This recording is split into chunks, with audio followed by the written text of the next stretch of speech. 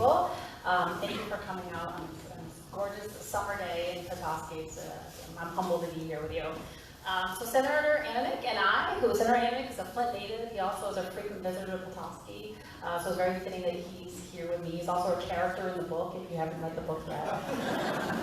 So we're going to just have a discussion, probably for about 30 to 40 minutes, about the book, about what happened, and then we will open it up to questions. That's usually the best part of these events. So take it away, Senator Ananich. Thank you, Dr. Mona. I'm going to ask the audience one question about how many folks have read the book already, because it depends on... Oh my gosh! Okay, so it's about half and half. So I don't want to give away too many plot spoilers, but there's a lot of really great stuff in this book, and you're going to be really excited about the conversation. And those who haven't read it, we would greatly appreciate it if you buy one. And, or 2 or 3. Or 3 or 4. It's a great holiday gift. So thank you all for being here, and thanks for having us. It's really, as Dr. Mona said, this is kind of like a homecoming for me. I grew up summering here with my family, and spent a lot of time here at Petoskey. I was here for a couple of weeks in July, so it's great to be here with friends. It's really fun to be talking about this subject in a more positive way. Obviously, Dr. Mona and I have been living it for the last 40 years now, and it's nice to have a conversation with folks that really care. It means a lot. And one of the things I've asked Dr. Mona when I've done this before, she integrates her family into this very well. And I'm married into a Middle Eastern family, so I'm really intrigued by her grandpa that she talks about. You want to talk a little bit about his influence and how that's, kind of interweaved, and without giving away too much, interweaved the story a little bit? Sure, so we definitely share something in common. Jim's wife is Assyrian, and I am originally Chaldean. Chaldean are Iraqi Christians. And that immigrant story is absolutely weaved into this book. So this book is not just a Flint water crisis book. This book is very much kind of my memoir, and to really know how I came to be in Flint and how I came to do what I do and why I do what I do, that story is weaved into this book. So a little kind of backtracking, we came to this country when I was 4, fleeing the dictatorship of Saddam Hussein. You guys remember Saddam Hussein? So brutal dictator, really fleeing tyranny, fascism, oppression, and coming to this country for opportunity and for freedom and for democracy. And for me and my family, that American dream was absolutely realized. At that time, Lady Liberty opened her arms and welcomed me and my family into this country.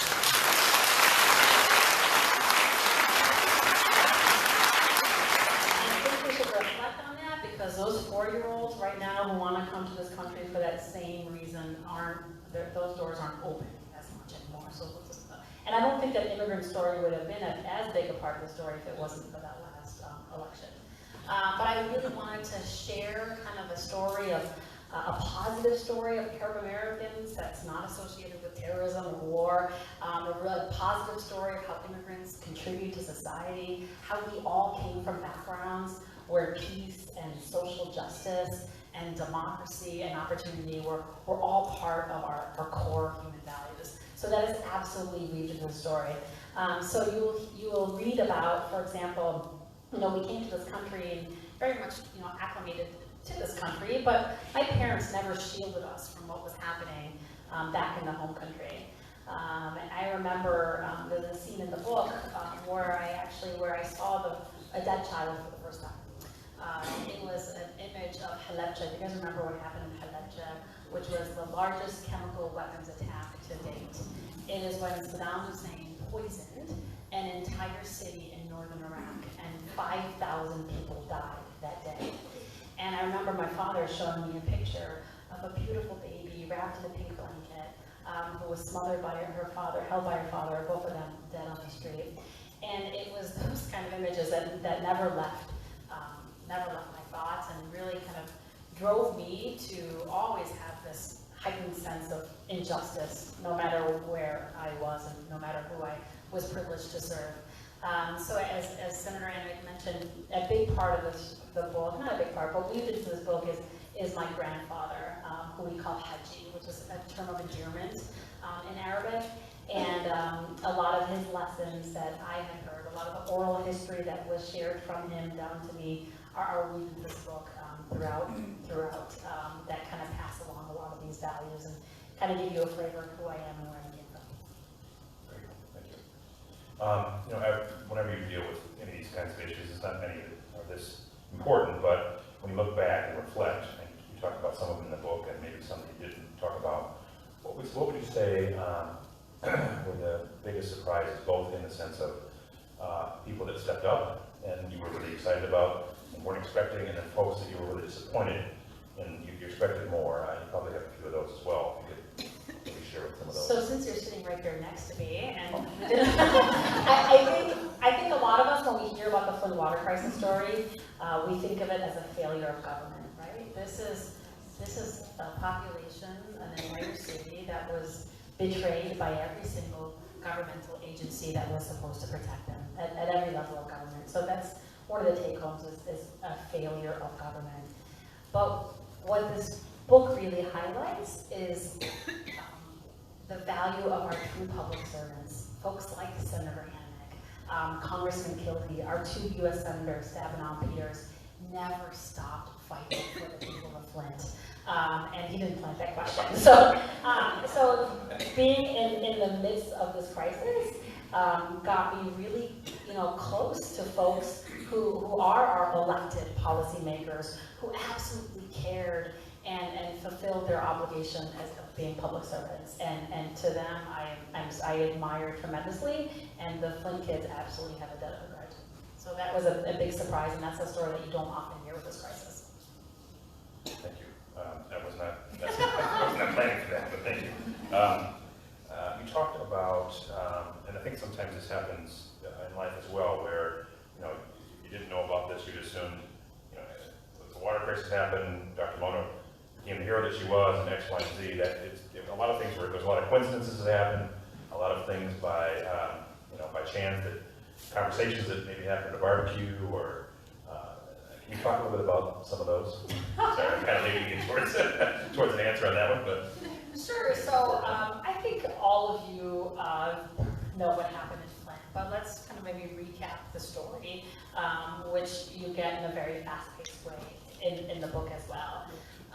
So Jim, I'm going to ask you a question. So Jim, or Senator Ananich, so why did Flint switch its water source? Yeah. And I had no say in that, by the way. We were obviously under an emergency manager. So what does that mean?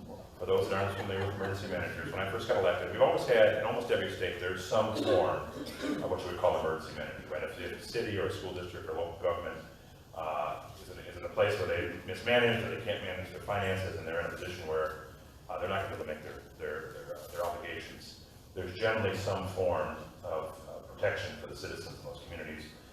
Michigan had an emergency manager law in the books for a long time. Flint had it under one of those old emergency managers under Governor Granholm and under Governor, I believe it was started under Governor Engler, but under Governor Granholm, and they had limited powers and they were able to do certain things. And then when Governor Snyder got elected, Republicans passed a much more stronger, probably the strongest emergency manager law in the country, where they could basically do anything they wanted, and there was no accountability, almost a pure dictator. And at one point in time, there was, I think, 25% of the state was under emergency manager, and some large percentage of African American communities. So 50% in 2013, 50% of African Americans in the state were under emergency management, compared to 2% of the white population. Yes, and I think, so obviously at one point in time, on election day, as a matter of fact, to add probably insult to injury, they put an emergency manager in Flint in 2011. And then up until just recently, when they officially left the state, the city of Flint, they had, I think, 4 different emergency managers, and a couple came at different times, so there was probably 5 different emergency managers. Like I said, one time there was the same person twice, and basically austerity. Right? They thought, we'll switch over to the Flint River to save money, and then when the pipeline's finished, they'll go back over. The problem was, because they've been cutting to the bone, they didn't have the staff, and it was acknowledged, both the local level and other agencies said they weren't ready to treat water. So you figure Flint had a treated water source for over 40 years. They got water from the Detroit system, which is like Huron lake water. Lake water is always better than river water, it's less corrosive. They were basically told to switch over before they were ready. They didn't have the manpower and they didn't use the right chemicals.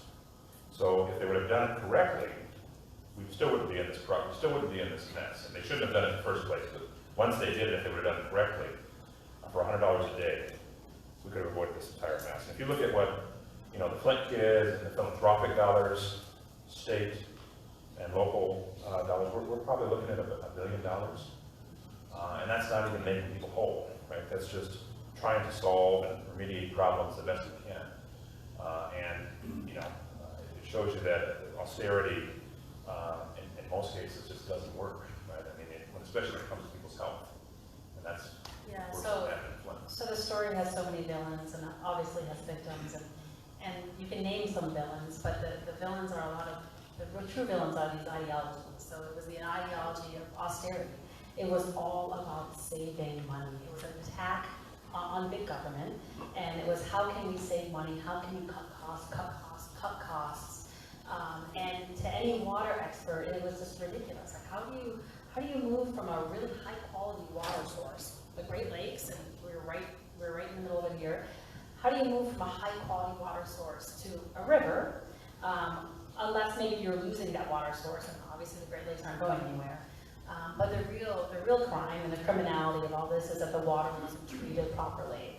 And the greatest irony in the story is that the treatment, like Senator Ananich said, would only have cost $80 to $100 a day.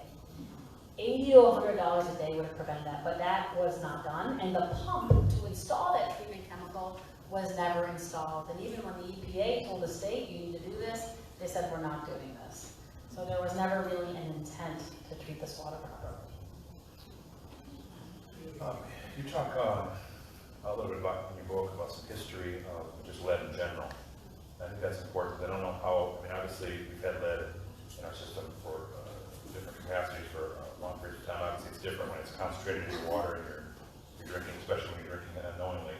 But you talk a little bit about the history of lead, and there's a villain in there that you talk about that from the past. I think would be interesting. Folks would be interested to hear about that as well.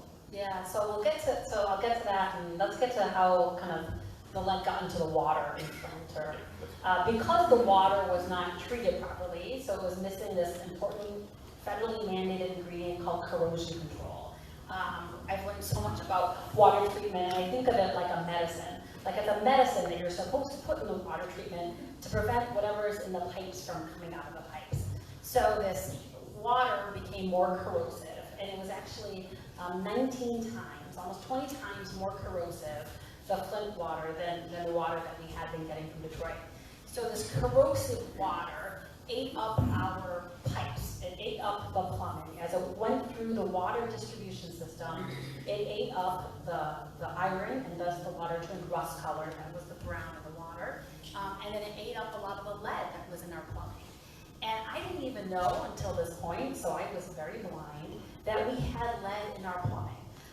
So this is my book, but I'd love to ask. So who knows what the elemental symbol for lead is? Where's my chemist? Pb. So Pb. So the elemental symbol for lead is Pb, which comes from the Latin plumbum, which means plumbing. So lead actually means plumbing. And like in all of my years of treating patients with lead poisoning, I never asked about water. I never even knew there was lead in plumbing before my friend mentioned there was probably going to be lead in water because it wasn't being treated properly. And the Romans actually built their aqueducts out of lead plumbing. And many people actually, the theories that hypothesize the demise of the Romans is because they used so much lead in their plumbing, but they also put it in food and did some crazy things with it. So there's been reports of what lead does to people really for centuries. It's probably the most well-studied neurotoxin known to man. And in the most recent years, we've had incredible science that has brought us to a place in pediatrics and public health that recognizes that there is no safe level of lead. We had lead in paint. Lead in paint made it brighter, made it more durable. We had lead in gasoline, and one of the villains that I highlight in my book is Charles Kettering. You guys know who Charles Kettering is?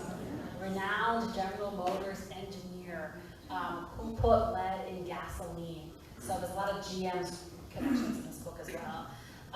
He put lead in gasoline even when they knew it was toxic, even when they had an alternative, but because General Motors had a patent on tetraethyl lead. and that absolutely poisoned and killed more people in this planet, in the country with lead gasoline than any other form of lead. The lead industry was very, very powerful and continues to be very, very powerful. Unlike many other evils out there like tobacco and asbestos, the lead industry has yet to pay for their crimes. And why is it so bad? Why do we say there's no safe level of lead? It's because what it does to children's brains. It actually drops IQ levels. It impacts cognition, how they think. It impacts behavior, leads to things like attention deficit disorder, developmental disabilities. It alters really a child's entire life course trajectory. We also know that it impacts their epigenetics, which is a way that it can be passed down to generations. So there is no safe level of lead. Decades ago, we all walked around with higher lead levels because of lead and gasoline, especially in lead paint. But because of amazing advances in public health, lead levels have been coming down across our nation, and they've been coming down in Flint. But what happened after the crisis is they went up. And unlike other sources of lead, like lead paint and lead dust, which in soil, which our children are exposed to, lead in water impacts a younger age group. It's in a vehicle made for ingestion. We're meant to drink water. And it also has crosses in utero. It's been associated with fetal deaths and miscarriages and preterm deliveries. One of my favorite stories, but another coincidental story. So I was actually born in Sheffield, England. We had gone there. My father was getting his PhD. And in the 1890s, they had a lead and water crisis in Sheffield, England. And they noticed that a lot of the moms who were pregnant lost their babies. So in the early 1900s, they invented one of the first abortion pills, which was a lead pill. And this article in the British Medical Journal about the use of lead as an abortifacient. So we've known about the evils of lead and lead in water for quite some time, but we've really kind of lacked the political will to invest in the infrastructure so that children are no longer exposed. But you can, so there's a lot of history in this book, and it's not boring history, it is a page-turning history. So Oprah put this book on her summer reading list, and she mentioned it was a Grisham-like thriller. So it's fun history, but we need to know our history. We need to know how we got to places, or else we tend to repeat our mistakes, but we fail to go forward. So to Dr. Munn's point, so there's a few more weeks, maybe a month or so of summer. If you still have beach time, you want to read the book on the beach, it's a perfect book to do such things. So, obviously, I want to talk about a funny story, but we've been doing this for a while now, so I consider us all a family, and they usually tell you at family functions, you don't want to talk about politics or religion. So I'm not bringing up the topic of religion, I just want to make sure we have a funny story in the book about the Pope and a visit to see the Pope. Now, it's not a religious story, but I wanted to make sure I preface that before we talk about it. You want to talk a little bit about how the Pope enters the Flint water crisis. So I had done the research. When I found out that there was a possibility of lead in the water, that is really the point that my life changed, and I really began this quest to find out if that lead in the water was getting into the bodies of our children. And we did this research in kind of rapid speed to find that out. And then once I had those results that yes, the percentage of children with increased lead levels had increased, it was worse in the areas where the water lead levels were the worst, and there was nothing happening outside of Flint. I wanted to scream those results from every rooftop. But then I got connected to folks like Senator Ananich and other pediatricians in the community and our health coalition, and we decided that we would share these results with our mayor in Flint at the time. And even though we were under emergency management and the mayor really had no power, we felt that if the mayor was on board and if we could share this data with him and these results, if he could publicly stand by us, then that would really go a long way.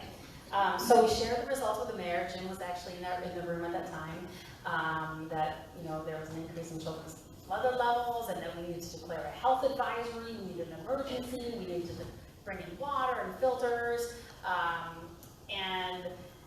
The mayor, what would you say? The mayor wasn't completely on board. That's a nice way of putting it, yes.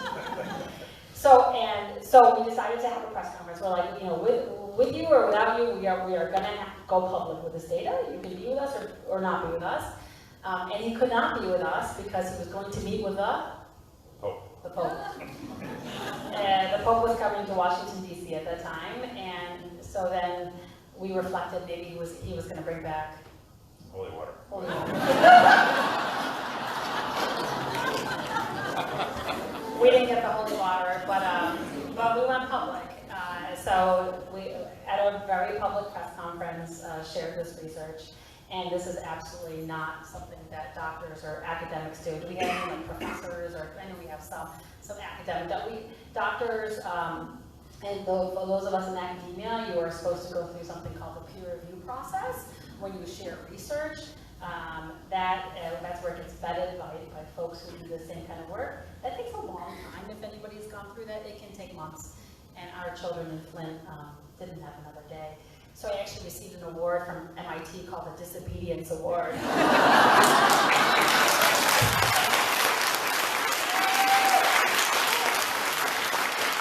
For committing this academic no-no, and that was a hard one to explain to my kids when I came home.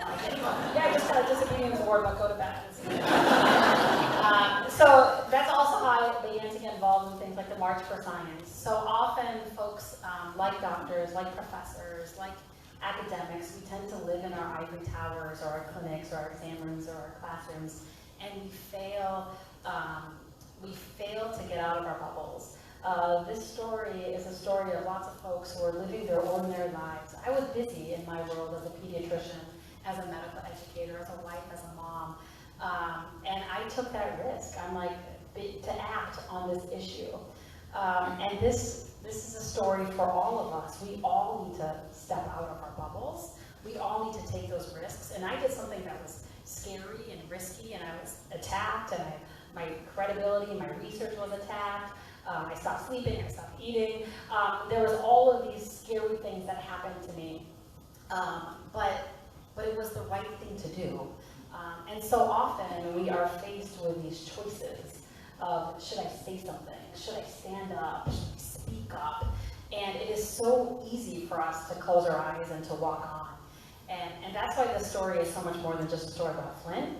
It is how we all have within us an incredible power to open our eyes, to open each other's eyes to injustices that are happening everywhere, all around us, and to act on them. If there was ever a time that we needed more activists and more resistors and more disobedient folks, it is now, and you can pick your issue.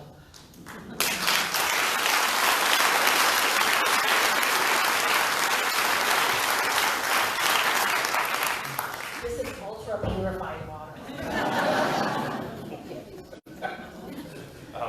One of your passions since this process, this whole ordeal we've been through, has become the Flint Kids Fund. You want to talk a little bit about that and some of the programs that have been funded through it and some of the goals that we're trying to reach? Yep. So this book is called What the Eyes Don't See, a Story of Crisis, Resistance, and Hope. So we talked about the crisis a little bit. We talked about the role of being a resistor. And this fund, it gets us to the hope. So I want you to go away after reading this book recognizing that Flint is not going to be defined by this crisis, but rather what we do next and what we are doing right now. From the moment that we realized we had this population-wide crisis, and it's not just lead, it's a trauma. The whole crisis is a trauma of betrayal and anger and guilt and fear and anxiety. It's also, we also had one of the largest outbreaks of Legionnaire's disease, where many people died from the pneumonia also due to this untreated corrosive water.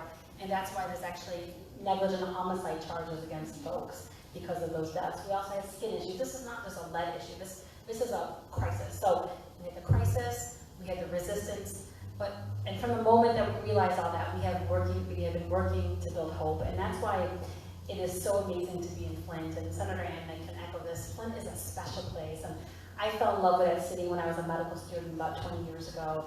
I did my clinical training there. But it is a small, big city. It is a place that is loyal and resilient and proud. It is a place where people roll up their sleeves and they get to work. And that's what's happening in Flint. You know, what the crisis is a story where common basic science was neglected. You didn't need evidence that children were being poisoned to recognize this was a crisis. I mean, there was basic science that was neglected. I mean, a few months into this crisis, General Motors, which you know was born in Flint, stopped using this water because it was corroding their engine parts. Think about this. This was a full year before my press conference, before my research, a full year prior, that science was neglected.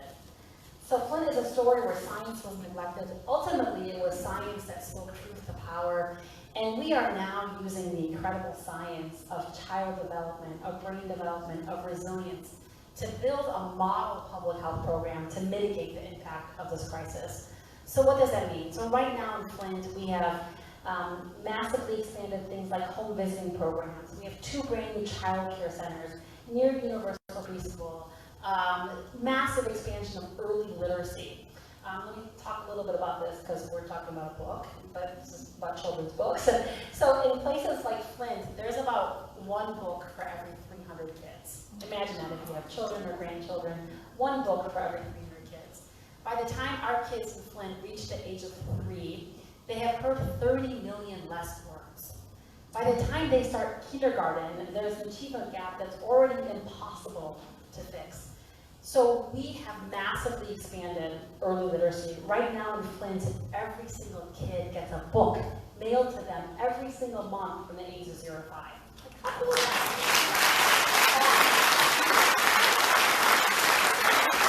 There's already 4,000 kids who participate in that monthly. We have a program called Born to Read. Every baby born in the hospital gets a bundle of books. Reach Out and Read, which is an evidence-based, clinic-based program. Every kid that comes to a clinic in Flint gets books and is taught about the importance of early literacy. My publisher, Penguin Random House, donated 5,000 books to Flint kids as well. So massive, massive expansion in literacy because books are literally brain food. We have Medicaid expansion. Medicaid is probably the biggest gift that we got from the federal government. They've expanded Medicaid, which provides healthcare access and behavioral health care, especially for children. We have no grocery stores in Flint. Nutrition is a big part of the reason we were hit hard by this crisis, but nutrition is also a long-term solution.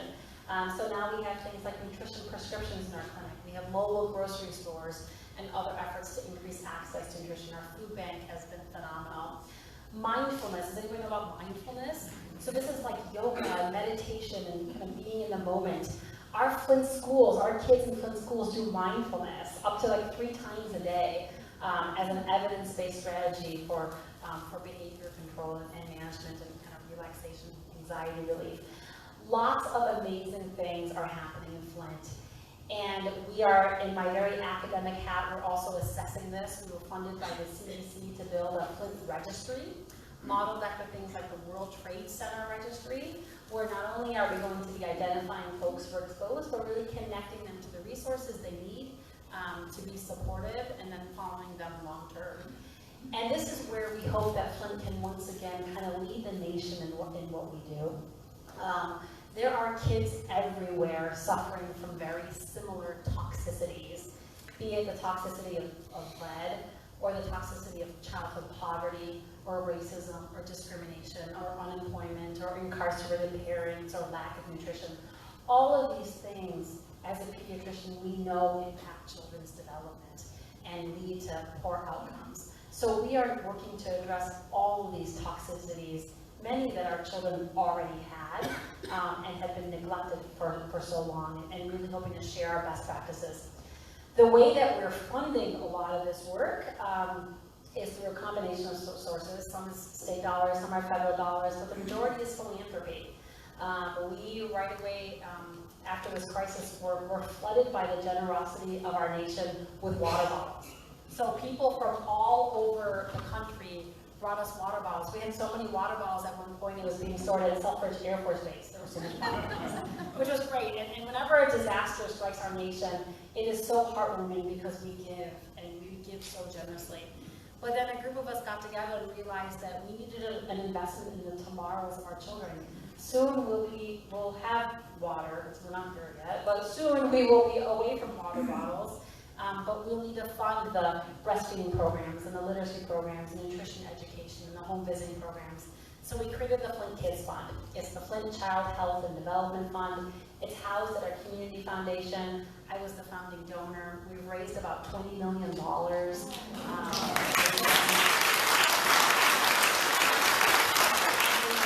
We've We've given out already $5 million. A lot of the things I talked about are funded by the Flint Kids Fund. One of the reasons I wrote this book was also to give back to the fund. Part of the proceeds of this book also go to this fund.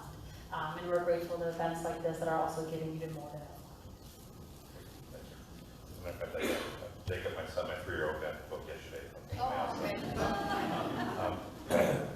We'll move over to questions in a second, but maybe I'll have one more question for you, Dr. Nolna. You alluded to a little bit, it's in the book. Talk a little bit about how, a good friend from growing up and went into a career that actually really benefited your knowledge of this and your, sort of people of Flint. A lot of people in Flint probably don't know her name unless they read the book, but she did a lot to help. Yeah. So the story, one of the reasons I didn't want to write this book, I'm like, this is not a story about me. Like, this is a story about a village of people that came together. This is a story about a team of folks who couldn't have been more unrelated. So often in our professions and in our worlds and in our networks, we tend to live in silos.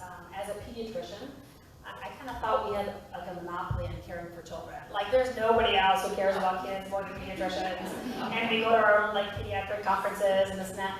But this story proved me so wrong because of the folks that came together to help uncover this crisis. So amazing moms, which are highlighted in the story, and activists and pastors and investigative journalists and water scientists. So my good friend from high school happens to be a drinking water expert, who knew, amazing, serendipity, who was at my house for a last minute barbecue, texting, hey, you want to come over, bring over the kids? Okay, I'll come over. We used to work at the EPA when Washington, D.C. had a very similar Flint water crisis. And it was this good friend from high school that educated me about lead and water and really continued this domino effect of unrelated people who became part of not only uncovering this crisis, but also working to build a recovery.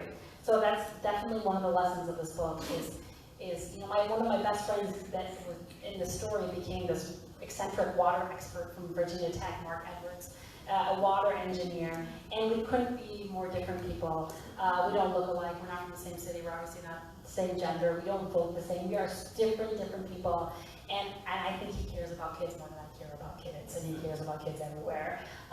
So open your eyes to folks that you might not think are your friends, or you might not think are fighting the same fight that you are, but really they are. So we'd like to take some questions from folks in the audience. I don't know how you want to... We'll repeat the question. Go ahead. Your story is very similar to the one that happened a number of years ago called concussion. There was a Bennett immigrant doctor who was a pathologist who discovered a problem, and he was fought by the National Football League, by the NCAA colleague, by ABC TV, and the biggest statement was the guy said, if people believe you, in 10 years they will believe you. Yeah. So the comment was about Bennett Omalu. Dr. Bennett Omalu is originally from Nigeria.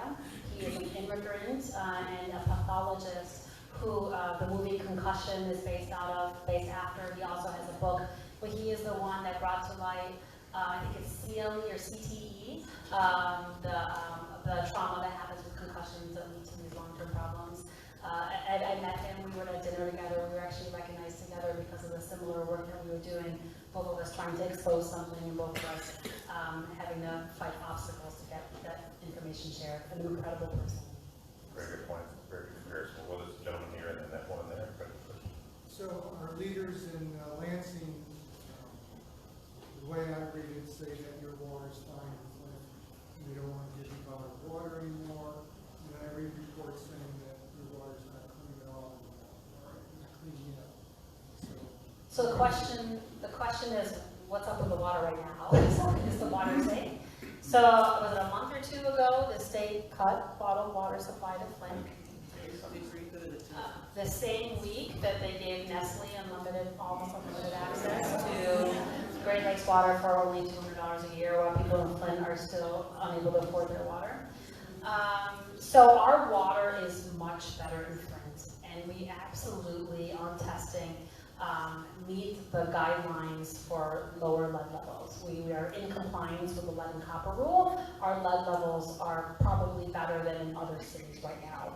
However, the reason that we are still under a public health emergency and the reason that people still need to be unfiltered and bottled water is because of our pipe replacement work. So Flint is doing unprecedented infrastructure work. We are replacing our lead pipes. And they were so eaten up by this corrosive water. The folks at the EPA actually said it's like drinking through a lead-painted straw. You never knew when a piece of lead was going to come off those pipes and into your drinking water. So those pipes are being replaced. And once they are replaced, we'll only be the 3rd city in the country that has replaced their lead pipes, behind Lansing, Michigan, and Madison, Wisconsin. When you do earth-moving infrastructure work, you displace the lead scale that's underneath. And that is why people need to remain on filtered water and bottled water, because of that infrastructure work. Not because the water quality hasn't been improved, but because of that massive citywide infrastructure work, which will be done by lawsuit mandate by 2020. Good question, ma'am, and then we'll go over there to the gentleman there. I wonder if either one of you would like to comment on our most recent water crisis in Michigan, that of the PFAS found in Kent County. I mean, I think it's extremely important. I think the one in Kent County and Rockford in particular, Wolverine Worldwide, was sort of the first one that came out. And I think one of the troubling things about this issue, it's very similar, it's eerily similar to the Flint water crisis, because in 2012, some really talented scientists in the Department of Environmental Quality came out with a report saying we have a big problem brewing here with PFAS or PFAS, and we need to do something about it. And just like the Flint water, instead of telling the public the truth, instead of ringing the alarm bells, they put the report in a desk drawer somewhere and said, we're not going to talk about this. And one of the most troubling things is, we had a switch in the Department of Environmental, DEQ, the Department of Environmental Quality Leadership, and they brought in a former lobbyist, spokesperson basically for the BP, and the experience was they were there during the oil, they were there as a spokesperson during the oil crisis that happened in the Gulf, and to me that obviously says they're continuing with the PR approach as opposed to public health. And well, I don't know, I can't speak for her, but if I came into a department, I would say, especially a department in crisis with all these issues happening, I'd say I want to know everything. Nothing should be kept from me. I want to know anything you got going on, water, air, land, any quality issues we need to know about. I want to know about them now. And clearly that didn't happen, and I would assume that question never got asked. So what we're seeing is the PFAS issue is getting to, it was starting off in wells, but now we're seeing it in all sorts of different water across the state. And my team has been working on putting out information to the public because the state, again, is very slow to get information to people. Now in these communities, they're getting some information, sometimes it's accurate, sometimes it's not. There was another one just recently in Parchment, which is in Kalamazoo County, where they had to drain the entire water system and then put them on the Kalamazoo water system because the PFAS were so bad. It's another issue where they say, well, 70 parts per trillion or billion, whatever the number is the standard. Well, it's another issue. This is another one where in the water, there is no level of PFAS that should be safe for people. And we should have learned that from the Flint water crisis. So I would encourage you to, one, obviously buy the book and learn as much as you can about lead in the water in Flint, because it is the canary in the coal mine. We have lead pipes all across this country, all across the state. It was terrible decisions that led to this crisis in our community, but in the future, if we don't deal with this, it's going to happen other places. And PFAS, because of the amount of manufacturing we have and other issues in our state, we're going to see this pop up all over the place. So I don't think people should leave here and be terrified of their water, but I would suggest you ask questions and you dig a little deeper. Yeah, Congressman Kildee at the national level is also being very aggressive with PFAS as well. The EPA is also acting very slowly right now with PFAS, and I think it is failing to release some reports. So vote, vote, vote, vote, vote.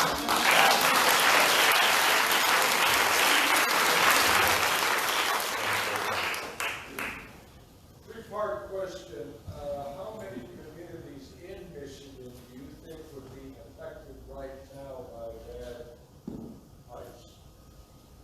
So how many communities in Michigan right now are affected by bad pipes? Yeah, they don't even know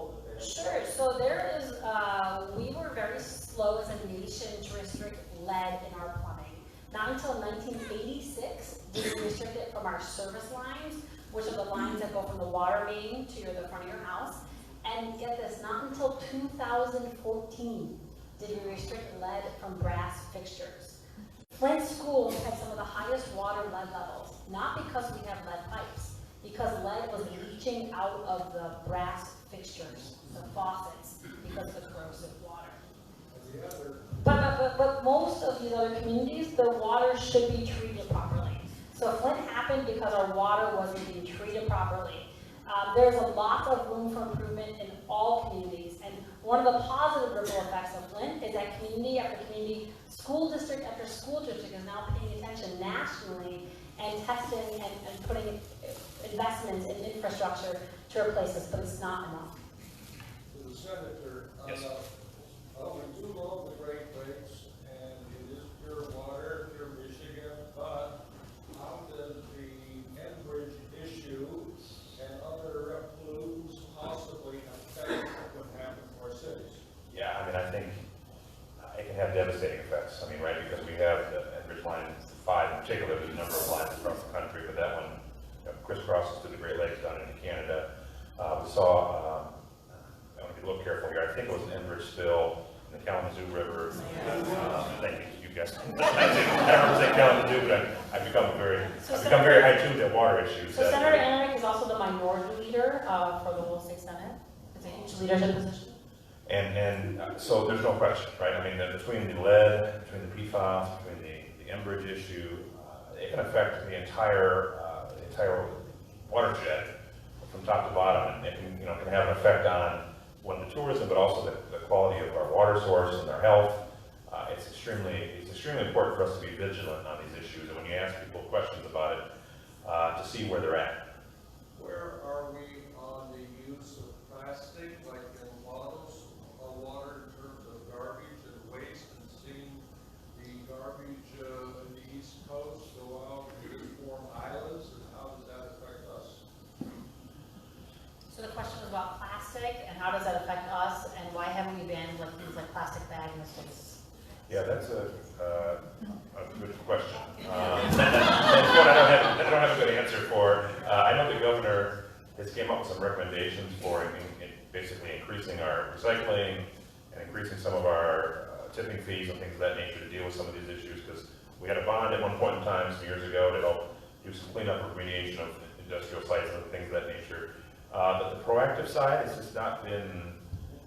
We've done very little proactive things. I mean, one of the things that's been most frustrating about the water crisis, there's been a lot of things that have been frustrating, is we've only made one substantial policy change to make sure this doesn't happen anywhere else. And that's basically used to poison people with their lead water for about 28 days, and we changed it so it's 3 days now. So once you know about it for 3 days, they have to tell you. Before they could poison you for close to a month, then they had to inform you. But Michigan did pass, or did change their lead and copper rule. Yes. So Michigan now has the lead and copper rule as part of the Safe Drinking Water Act, which governs lead and water. The federal rule is very, very weak and is not health-based. So Michigan actually has adopted a standard that is stronger than the federal rule. So But that's kudos it's important to note that was done through administrative. Yes, it was not a law that passed, because it never would have passed. It was an administrative rule. And it went from 15 parts per billion to 12. The initial recommendation was 10, and they got too much pushback, so they moved to 12 parts per billion in lead in the water. And So mandating pipe replacement over the next few decades yes, in the whole state. So they will be mandating that folks have to replace the pipes at a certain portion of time. Not providing any funding to do that, which is going to be a problem for communities across the state, especially communities that have high water rates. Like one of the things that doesn't get, you got talked about a decent amount, but not probably enough. Places like Flint, the amount of money we pay every month still for I pay around $125 a month for my water bill a month. I'm a family, my wife and I have a child. Bigger families pay substantially more than that. And you can imagine Flint is a community with high poverty. They can't afford to pay $150, $175, $200 a month for water, especially water that for a long time they couldn't drink. So I want to reiterate that before we were a crisis of water quality, we were a crisis of water affordability. The United Nations was involved in Flint and Detroit because of the water shutoffs, because people couldn't pay their bills. People were losing their homes because they couldn't pay their water bills. It's regressive tax policy. increase their water rates because of our emergency financial status. To this day, there is still affordability issues. Some of the state cut bottled water, and also that bottled water was helping people bridge the cost of water because they couldn't pay to use their water. The affordability also exacerbated the lead and water issue. Because the water was so expensive, people were not using their water very much. They would just turn it on for a little bit. And what you're supposed to do when you have lead and water, concerned about lead and water, is something called flushing. You're supposed to run your water. But people were not doing that because the water was so expensive. I'm going to try to go, first I just call here, and then, I'm sorry, glad you're in charge of this is questions. probably I'm the minority leader, I'm the Democratic leader, I have trouble looking to the right, so. Over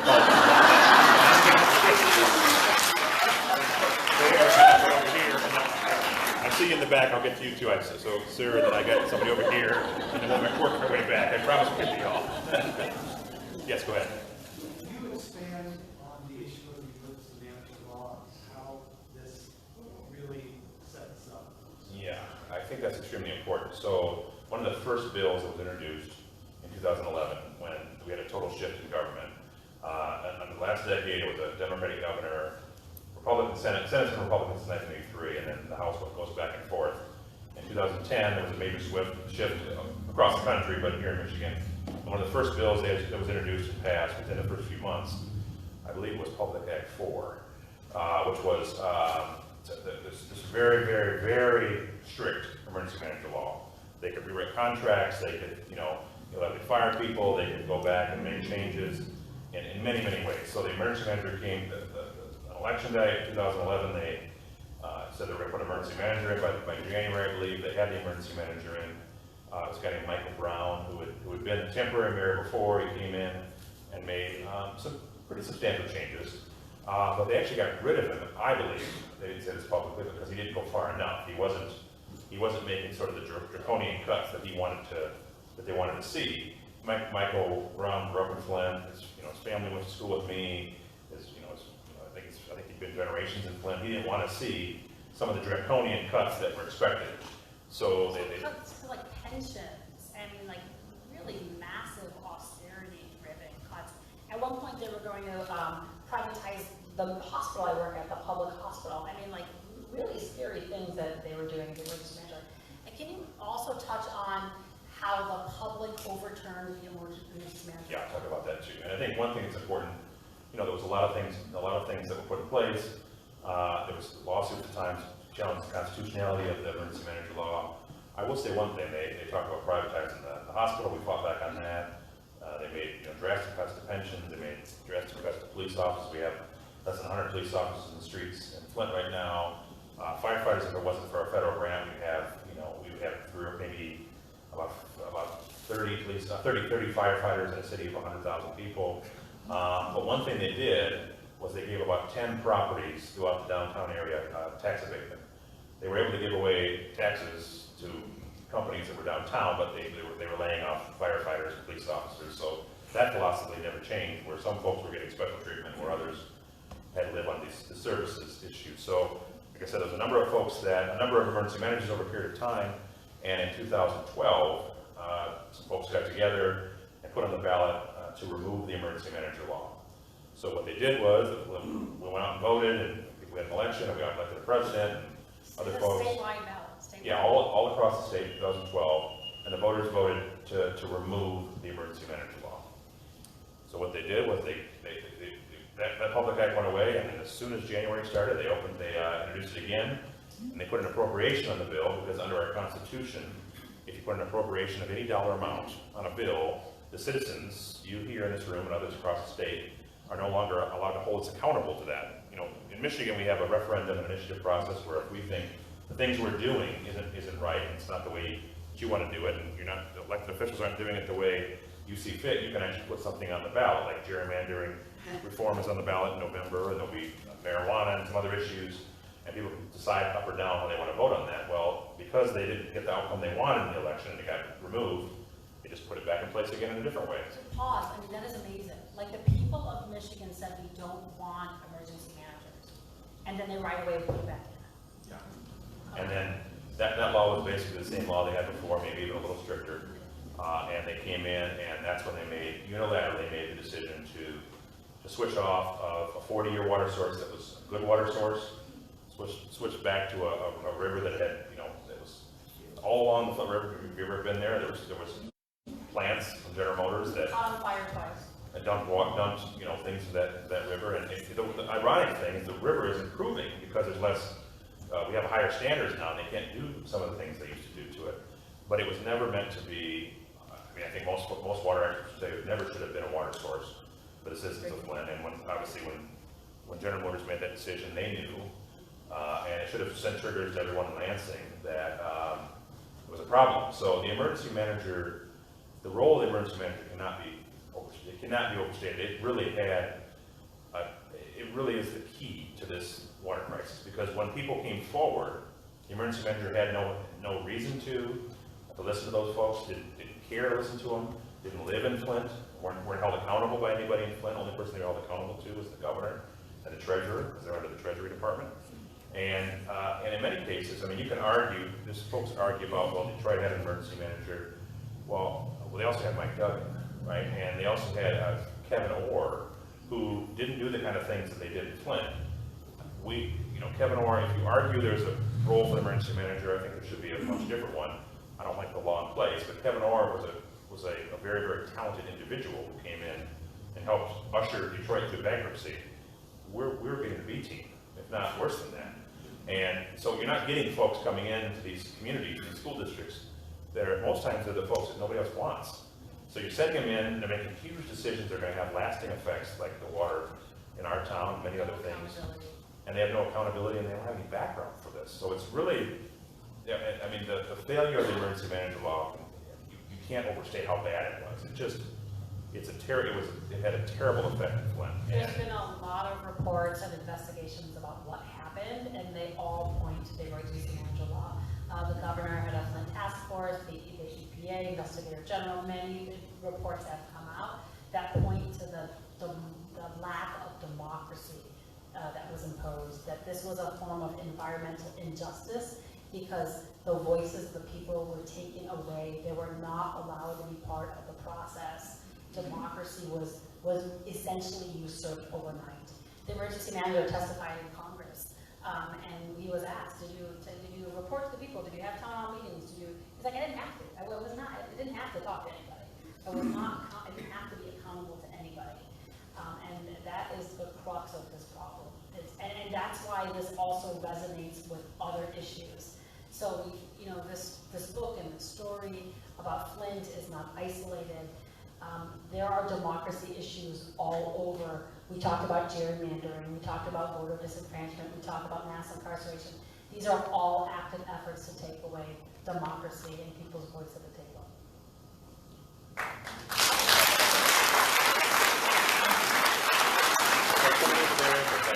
We'll this way, if that's okay. Yeah, go ahead. Dr. Herman Gomez, Professor Kim Dietrich, New York Times, July 24th.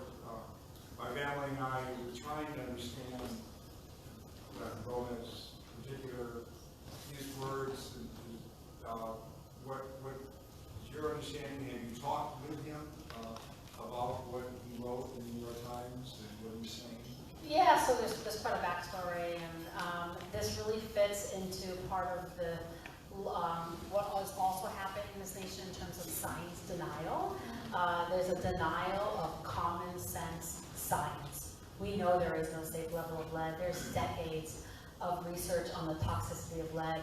There's a disconnect between what I call myopic doctors, what the eyes don't see. Also gets at, I talk about this in my book as well, about in medicine, we often only take care of what's in front of us. We're used to seeing kids coming in with, for example, acute intoxications or acute poisonings. Back in the day, even when I was a trainee, we took care of kids who were acutely poisoned with lead. We don't see that anymore. Yet we now know that the impact is even worse and even long-standing, and it's something that our eyes don't see. And in medicine, a lot of folks cannot believe that if I don't see something, that there's going to be a problem. So that is part of that disconnect, but it fits very much with science denial. There's a lot of responses that have come because of that article. The American Academy of Pediatrics pediatrics had a big response, like, this is flat out wrong. Lead scientists who've been working on lead for decades are like, these are discussions we had 30 years ago. Like, this is so 30 years ago. Like, what is this? It's also coincidentally at a time when we have all these trials that are happening, and there's some active efforts to really minimize the crisis and thus minimize the response. I can share a lot more about kind of what I think about that, but by and large, the scientific community, the lead community, the environmental health community has dismissed this really kind of sole voice who has shared this point of view. Here, sorry. Okay. So what does the future look like for these children who were so badly poisoned? So I will discuss this, it's in the book, and for me, who is an eternal optimist, I think the future is absolutely bright for these kids. Our Flint children are beautiful, and they are brave, and they are smart, and they are resilient, and they are tough. And right now, we are doing unprecedented work. We are throwing everything at them. It's a lot of work that needs to happen to continue to have the resources they need to not only recover, but absolutely thrive after this disaster. And all of this work, like I said, is embedded in science, and the science of brain development. But it is going to take a long-term effort to make sure that these kids have what they need so that they don't see the consequences. We're also not sitting back to wait for those consequences. I talked about this Flint registry. We're not sitting back to see what's going to happen to these kids. The World Trade Center registry was very much set up as just long-term research. Let's see what's going to happen to these people who are exposed to this crisis. We are taking a very active role so that we do not see those consequences, making sure kids have the health, nutrition, and education and resources that they do need. So if you were doing nothing, what would those consequences look like? Sure, those consequences are well studied. We know what lead does at a population level. We can never prove individual causation, but at a population level, it shifts the IQ curve to the left. So you have less gifted students, more kids in special ed, you have more developmental disabilities at a population level, more behavioral issues, more folks in the criminal justice system. So those are the consequences that you see at a population level, which are all well studied. And I want to reiterate, this is not just a lead crisis. We also know what toxic stress does to children. Just the toxicity of this trauma. You can think of it like PTSD. This whole crisis has been like PTSD, where the folks of Flint have been, like I said, betrayed by everyone that was supposed to protect them. Really on top of decades of neglect. Flint's been neglected for quite some time, and this is really a crisis on top of crisis. And we know what that does to children's development, and we already know what it does. For example, a child in a Flint zip code today has a 15-year less life expectancy than a child in an adjacent zip code. So Flushing, which is right next to Flint, there's a 15-year zip code based on where you are born. And that's not unique to Flint, that is all over this country, where the place that you are born really predicts where you end up, and that is absolutely not right. And that is what we are trying to fix at a very big, broad level. And I can talk about the health and nutrition and the education stuff, but the work that we are doing also is in regards to economic development, because I often say the most important medication I can prescribe is a good living wage job for parents to really impact the poverty. And folks like Senator Ananich and others are trying to bring back jobs. We actually do have jobs now in Flint. We have school nurses and early education teachers and researchers and plumbers and pipe fitters. So there are great recovery jobs, but we need more jobs in Flint. And those are the lessons that we also hope to share with other communities. Dr. Mona, could you speak a little bit about the quote you have in the book, ties into the title of the book, and I think it was from your father or grandfather, and how it impacted you? Sure, so what the eyes don't see. So it's a quote from a professor of mine in pediatric residency, Dr. Shuk-Sarniak, who was this kind of renowned pediatrician at the Children's Hospital in Michigan. When I was a trainee, when I was a pediatric resident in Detroit, we would go, we would talk about our patients, go on classic rounds and see all the admitted patients in the hospital. And when we had the wrong answer, or we had exhausted our kind of list of differential or possible diagnoses of somebody, he would always yell at us. and say, the eyes don't see what the mind doesn't know. The eyes don't see what the mind doesn't know, which basically says you need to read more. You need to study, and you need to read more. And that also gets at, you know, my blindness. Like, I never even thought lead in water could be a problem. I never knew it existed. My mind never knew that, so thus I was never diagnosing that. And like we talked earlier, it also gets at some other physicians, like they can't even consider that if a kid is not presenting to me with acute symptoms that they're going to have problems. Like, I don't know that. So the eyes can't see what the mind doesn't know. So keep reading. The woman behind you, and then we'll keep going over this way. Just a comment, NPR this evening on their nightly news said that Nestle is now going to provide water 3 days a week through the end of the year. I saw that too. The mayor released a press release, was it yesterday or 2 days ago, that, and she didn't say Nestle, she said Ice Mountain. So the question or the comment was that Nestle is going to help with, I think, is it all the help centers or just for the schools? They're going to give us bottled water, which is such a PR. So unfortunate. Well, thank you, Nestle, for giving us bottled water, but you should still not be stealing our greatest one.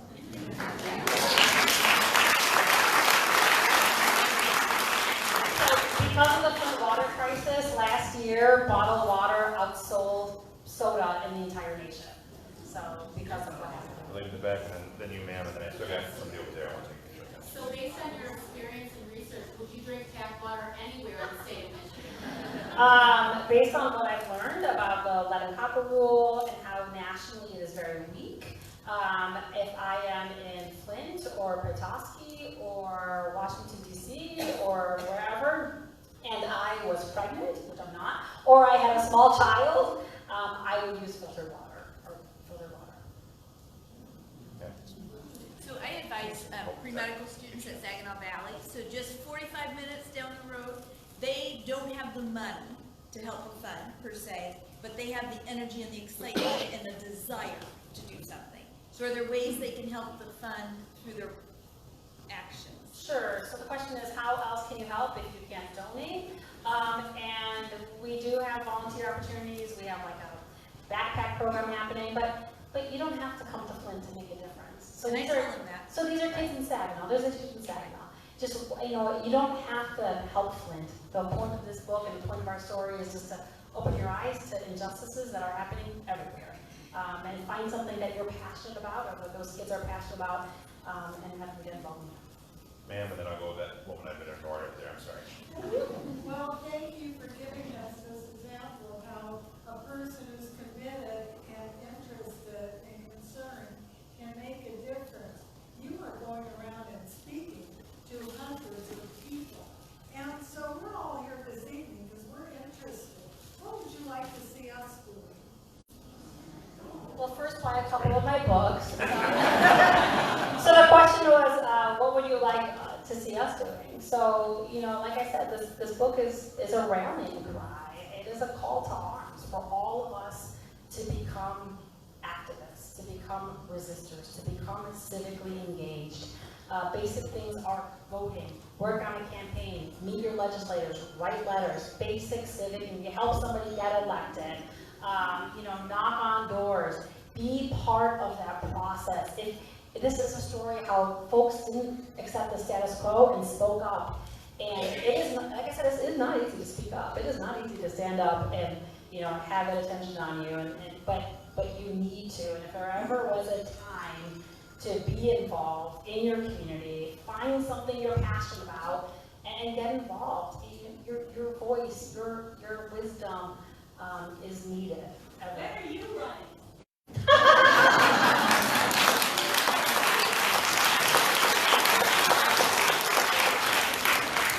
I'm not running for anything. So our work in Flint is just beginning. So we have lots of amazing projects and work, and I was in clinic yesterday morning. So I'm not running for anything. We have amazing elected leaders that we'd like to keep in office. But I encourage others to run, and I look forward to supporting. And I mean, look at this last election. It was amazing. So we need more folks to get inspired and energized. one thing too, a couple of to answer some questions about PFAS specifically. We set up a safewatercoalition.com. It'll give you a lot of information about PFAS now, the futures, things we know about it. Because I don't, with Flint, we were kind of learning this as we went, and a lot of folks were coming attacking and doing a lot of PR and lying and all these things.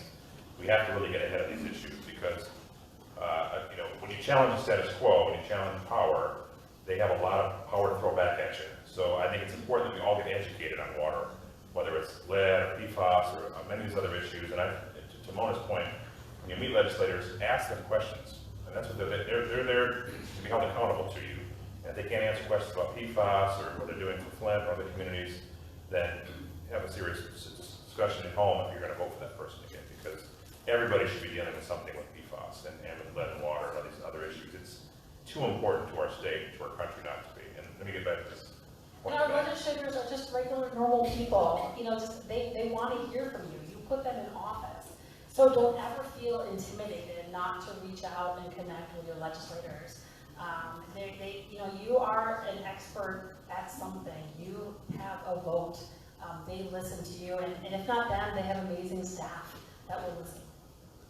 Back there. My question is to the senator. There were three big players in Flint. I'm originally from Flushing, so I'm aware. There was Flint U of M, there was Kettering, and there was General Motors. Where were these big players in this story?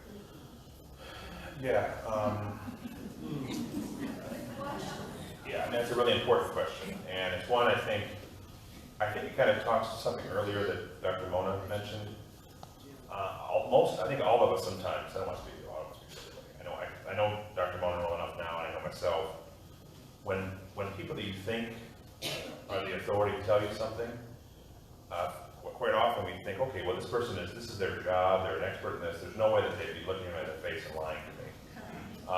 We learned in the Flint water crisis that just wasn't the case. I mean, the Free Press and the news and Ron Fonger and Flint and a lot of other really, really good, Kurt Guyette from the ACLU did some amazing work that really got these things to the public. And I mean, the Free Press did a FOIA request and put out thousands of pages of emails where we saw folks communicating back and forth where they were either lying, they had information, they didn't share it. If they didn't share it, it didn't go anywhere. The question of what U of M Flint or Mott College or Kettering, I think a lot of folks in Flint for that period of time, because they were told so conclusively that no, the water, we've tested it, we have research to show you. I think a lot of folks are looking back now wondering, what should we have done more? Myself included. I mean, I think I had meetings with the department director, the environmental quality, I had chief of staff, I had meetings with the person whose job was water, and I'm reading in the Free Press that I ask these questions, or my staff asks these questions in writing, and they send back the sort of company answer, and then they send to each other, we got to do something about this. We got to get back on Detroit water. My mom lives in that neighborhood. We got to do something about it, and it takes another 2 years before they do anything. So I don't know. I know you can. I mean, I had some of those same things. General Motors obviously they switched for themselves, but the rest of us were stuck with that water. And that was public. That was in the media. Yeah, that was. Red alarm bells, fire alarm bells should have gone off in people's heads. Like, if they're switching, if it's corroding engine parts, like, what's it doing to our infrastructure? But that was public knowledge too. But it's not their fault. Like Jim said, up until the point that I heard there was the possibility of lead in water, I was telling the patients that I was seeing every single day to drink the water. Moms would come in and say, I heard things, my water's brown, it's yellow, it's greenish, it tastes weird. Is it okay for me to give this to my baby? I'm like, of course it's okay. How can drinking water not be okay? How can, we turn our tap, of course our water is okay. This is America. It is the 21st century. It is the Great Lakes. But it doesn't matter where you are. There's rules and laws. There's people who wake up every day, and this is their job to make sure that we have safe drinking water. So, I'm not the most naive person either. So there was this faith in government to provide this public utility. And All then right, one more question. we gotta make sure, we gotta get to later, that's been hammering at it for a while. Okay, I banned Nestle products. I hope everyone is with that. But outside of that, is no one upset that this company is buying the money for $200 and then handing out Nestle bottles to Disney school? That's just so outrageous. Are we gonna just sit down and let it happen? Well, we have so far, right? I mean, we have. I mean, it's funny. I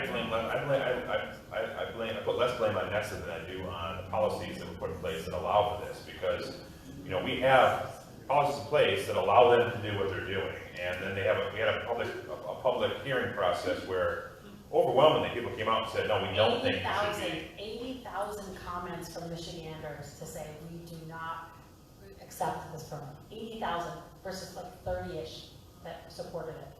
This is not we're not here for politics, but it does matter, right? I mean, who's in that, it does matter who is deciding those policies. It does matter who's deciding who's the director of the Department of Environmental Quality. It matters who the director of Health and Human Services is. It matters that the level of engagement that the governor's office and legislators have with the public. I mean, the Civil Rights Commission did hearings in Flint. I was on a bipartisan, bicameral committee in Flint. These things should have been happening anyway. I mean, there's almost no interaction with the public unless they have to do it. And that's a philosophical, that's a philosophy they put in place. I think we have to demand better. And I think, Nestle is just doing, they're taking advantage of a loophole or a policy in place that allows them to get all this water for almost nothing at all, right? And, I'm not suggesting I'm happy with that, but I mean, they're using, it's a smart business policy that the government is set up, allowing them to do it. It's a big problem, and I think we need to ask, where we live, ask your senators and reps, what can be done about this? And then the gubernatorial candidates in the fall, there's going to be debates, and I guarantee this topic will come up. And I think you need to listen to their answers and see which one is most serious about it, because it matters. It matters on the quality of our Great Lakes. It matters on just principles of fairness. It's extremely important. So I think it's a really important topic, and I think it's one we have a solution to, but it's going to be electoral. All right, thank you guys.